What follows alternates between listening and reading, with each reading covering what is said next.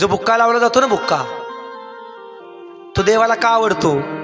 त्याचा रंगही तसा आहे, त्याचा रंग तसा आहे. तेच प्रतीक आपण डोक्याला जर लावलं, का बुक्का कशापासून तयार केलेला आहे? तुळशीच्या झाडापासून.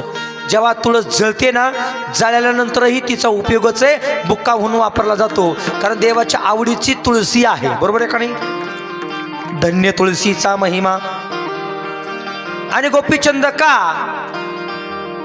ज्या गोपी ज्या प्रांतामध्ये नाचल्या, बागडल्या, देवासंती क्रीडा त्यांनी केली, जगाच्या मालकानं त्या गोपींच्या पायाखालची माती घेतली आणि डोक्याला लावली. त्या क्षणी देवाचं डोकं दुखायचं शांत राहिलं.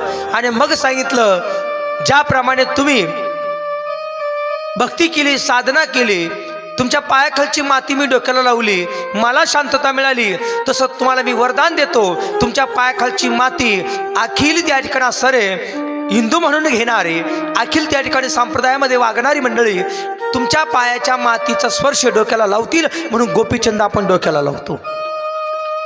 गोपींचा पायाखालची माती, त्याचं नाव आहे गोपीचंद.